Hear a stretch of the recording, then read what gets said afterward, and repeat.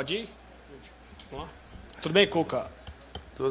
Boa noite. Falar, claro, sobre a análise do jogo, né, dessa partida. Vocês com um a mais desde o final do primeiro tempo. Queria saber de você, o que você acha que faltou, especialmente no segundo tempo, se o time ficou muito afobado para tentar o gol da virada e se tudo que foi criado, de repente, aumentou essa afobação para o time tentar a vitória hoje aqui. Bem, fazendo uma análise geral da partida toda, nós começamos muito devagar. Diferente do que geralmente a gente inicia o jogo com pressão no adversário, nós fomos passivos e esperando as coisas acontecerem. O Flamengo começou melhor, os 10 primeiros minutos por aí, depois a gente deu uma equilibrada no jogo, mas eu senti hoje de uma maneira maior do que um dia com a Ponte que teve e um pouco com o São Paulo, uma equipe muito nervosa. Uma equipe muito apressada, sem a calma para criar uma jogada. E eu acho que o principal que faltou foi essa criação.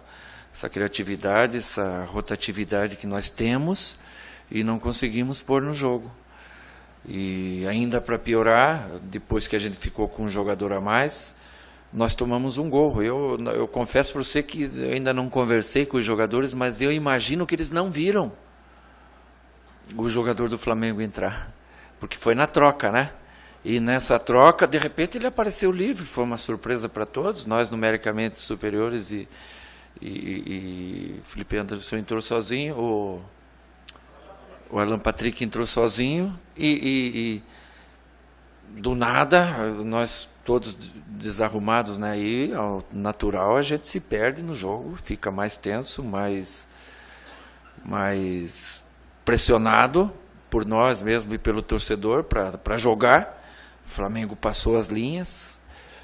O que a gente pretendeu com as trocas? Ter um pivô, uma referência, para ter a jogada de fundo daí do Gabriel, a jogada de fundo do Roger. Depois a gente sentiu que não estava encaixando, vamos dar mais criatividade com o Cleiton Xavier. E por fim, ter mais força ofensiva com o Rafael, mas hoje, infelizmente, as trocas não surtiram efeito, não entramos bem no jogo e isso acontece. Então a equipe mesmo assim criou lá, deu 24 conclusões, poderia ter feito o gol. Não escolhemos a melhor jogada muitas vezes, poderíamos ter definido o jogo numa escolha melhor da jogada. Agora cabe a eu procurar o porquê dessa situação, se a gente é líder do campeonato, já 14, 15 rodadas, e não precisamos ter pressa, não precisamos nos desesperar, com calma, com tranquilidade, voltar a jogar bom futebol, e Deus queira que aconteça já no sábado. Ô Cuca, e aí surge o Gabriel Jesus, né, que faz o gol, e acho que é a terceira entrevista que você dá depois de uma partida que você fala do Gabriel como grande personagem, né? No jogo de São Paulo, criou-se a dúvida, até pela maratona que ele teve, também no final de semana, né, pela lesão. E agora eu queria te perguntar como é que foi a decisão para escalar esse jogador desde o início, e como é que você está lidando com isso? Ele está suspenso para o próximo jogo, mas como é que você está lidando com essa situação de ter que ter o Gabriel e muita gente também falando do tema? Muita gente quer? Do tema também, do tipo, coloca ou não. Sim, mas essas coisas aí eu nunca vou estar soberano, né? Eu sempre vou ser julgado em cima dele jogar bem ou não, dele machucar ou não, porque o futebol você tem que correr risco, né? Você não vai ter um jogador sem dor, nenhum jogador, qualquer jogador de futebol, tanto eles treinam e tem o choque, o contato, eles têm uma dor ou outra. Agora cabe ao jogador, a nós, profissionais, avaliar se essa dor ela é uma dor importante, se é uma dor que pode ser agravada, e a lesão dele não tinha risco nenhum de se agravar e prejudicar o atleta, senão nenhum de nós seria responsável, nem eu, nem o departamento médico, nem a fisiologia, iria pôr o menino jogar se ele tivesse algum risco de comprometimento de lesão. Então a gente faz as coisas corretas. Hoje ele foi o autor do gol. Antes do gol ele perdeu umas 2, 3 oportunidades também, que se de repente a gente faz o gol antes, acaba vencendo o jogo, mas de uma maneira geral um jogo difícil, um jogo complicado, em que nós não jogamos bem e não perdemos a liderança e não perdemos o jogo. Saímos com um ponto e ainda assim achando que esse ponto foi pouco. Ninguém saiu satisfeito. Porque mesmo jogando desorganizado e não tendo muita criatividade de jogo, nós poderíamos ter ganho o jogo tranquilamente, né? Ainda que numericamente superior, você vai me dizer, mas é do jogo. Ô Cuca, depois do jogo contra o São Paulo aqui, você falou da vitória do Palmeiras, fez questão de enaltecer a boa atuação que o São Paulo fez à ocasião, que dificultou bastante para vocês. Depois contra o Grêmio também, o Palmeiras não conseguiu encaixar o jogo, principalmente no primeiro tempo. E hoje, com essa superioridade numérica, não conseguiu impor, como vocês têm a característica de impor o jogo em casa. Que alerta que liga para você, para a sequência, né? Porque agora passa essa sequência difícil e agora o Palmeiras já é um time mais conhecido com esses problemas. Né? Sim, mas a gente não pode nos autopressionar. A gente tem que ter calma, não adianta eu vim reclamar de jogador ou apressar uma situação, porque eles são seres humanos, né? Eles têm um dia em que as coisas não encaixam, mas esses mesmo que hoje não jogaram tão bem e são importantíssimos para nós, eu não preciso falar nome, vocês sabem, eles podem jogar muito bem no sábado e serem os elementos diretos na nossa vitória. Então a gente tem que ter paciência, não precisamos nos pressionar, tem que ganhar, tem que vencer de qualquer jeito, tem que ter naturalidade. E hoje, no segundo tempo, não teve. Nós, todos envolvidos no episódio, queríamos ganhar a qualquer custo, sem trabalhar a bola. E assim a gente não ganha, a gente tem que ter o toque, a cadência, mas hoje nós erramos muitos passes, a exemplo do domingo passado lá com o Grêmio também.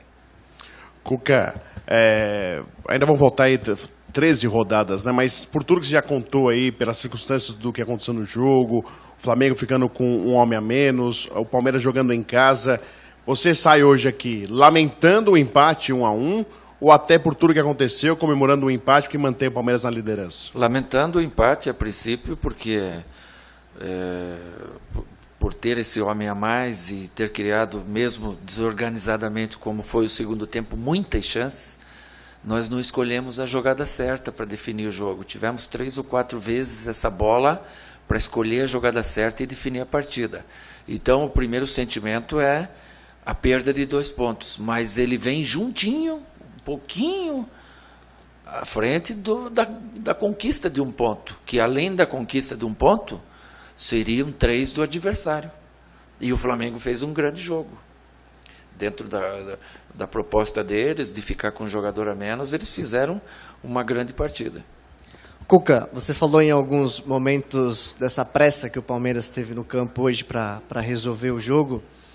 E durante a partida a gente percebia também um pouquinho de ansiedade dos jogadores. O clima que foi criado para a partida, que seria como se fosse uma final antecipada, que era a briga pela liderança, pode ter gerado uma ansiedade maior nos jogadores. Isso aumentou com a expulsão de um jogador do Flamengo, com aquela obrigação de fazer o resultado em casa?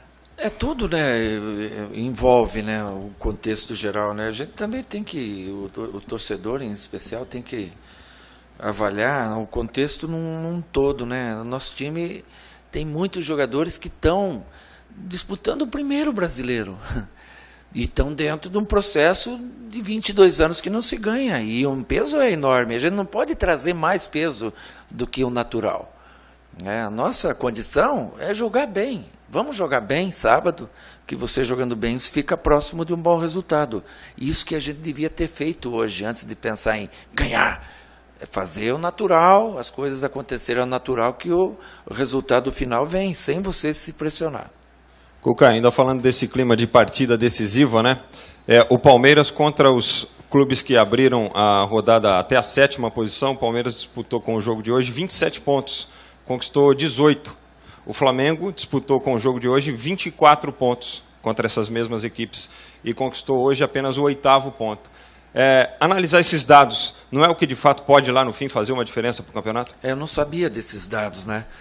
São importantes. Essa sequência nossa é muito dura.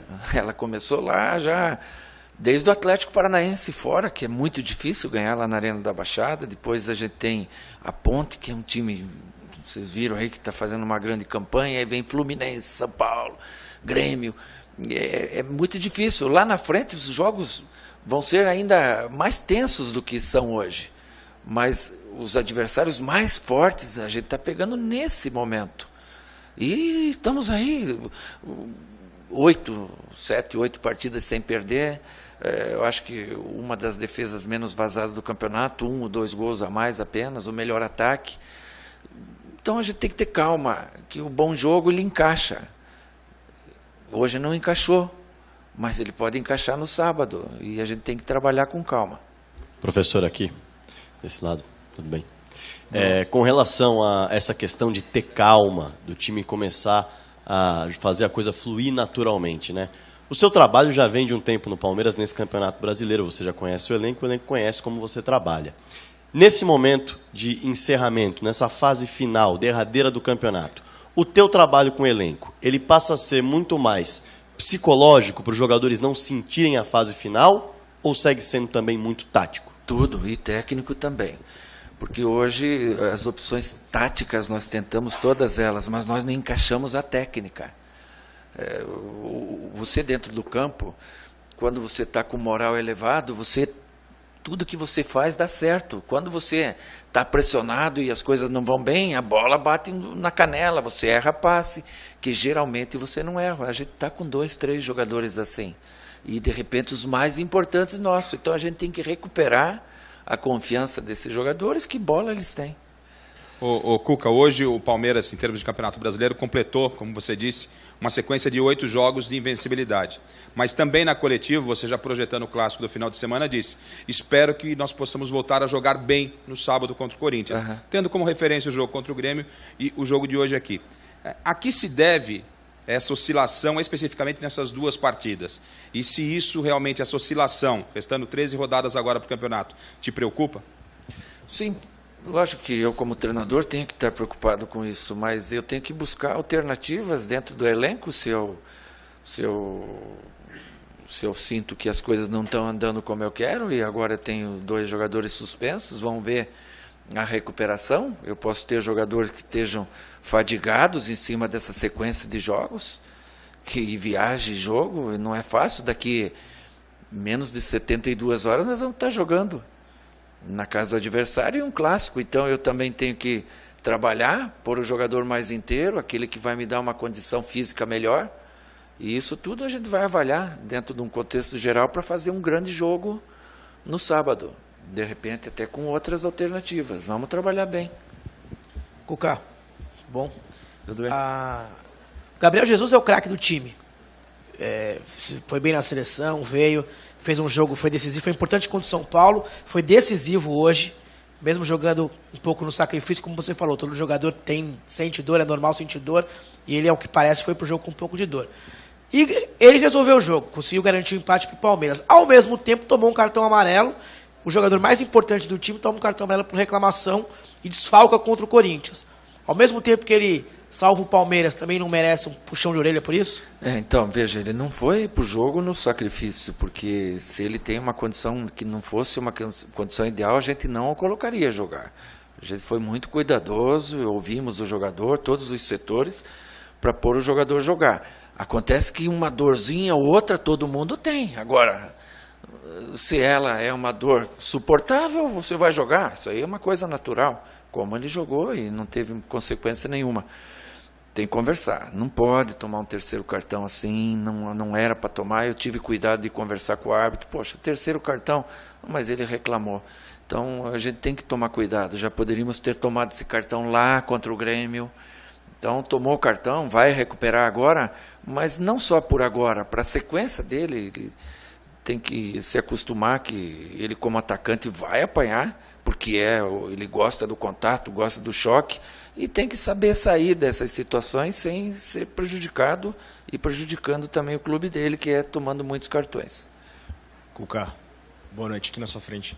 Você falou bastante de tentar recuperar essa calma do time. Esse período em Atibaia também é importante para isso, fechar o time lá. E se você me permite uma segunda, eu queria que você falasse também do Mina.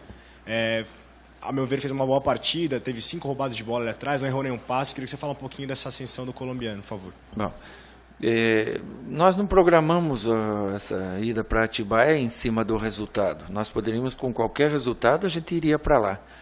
Porque é uma sequência muito dura e muito desgastante, então para a gente ter um risco menor e um cuidado maior com o jogador, a gente já sai hoje, vai para lá e volta para o jogo. Dá para trabalhar bem mentalmente, psicologicamente, e dá para trabalhar bem a parte, quem tem que trabalhar também, que são os outros jogadores. Então vamos estar lá unidos, conversando, achando um momento certo para cada situação. O Mina jogou muito bem, no meu ver. É uma pena a gente não ter encaixado uma bola aérea boa para ele, que a gente pôs essa bola muito rápida e ele estava indo para o ataque a todo momento, na ânsia de querer nos ajudar. Às vezes até a gente ficava um pouco mais exposto, mas o torcedor tem que entender. Fica um buraco, mas porque os caras querem ganhar, e às vezes cria um pouco de desorganização, porque você vê dentro do teu time uma vontade enorme de ganhar. É muito pior se você vê os caras acomodados com a derrota, posicionado atrás, com 3, 4 sobra, aí você vai ficar bravo porque os caras não estão com ímpeto, com o espírito de ganhar. Às vezes a gente tem que perdoar o jogador, alguns erros que a gente tem de posicionamento, pela volúpia, pela vontade que eles têm, às vezes fugindo até um pouquinho do posicionamento ideal para tentar ajudar. E hoje, com o Mina, aconteceu muito isso, e eu acho que isso é muito bom. Valeu.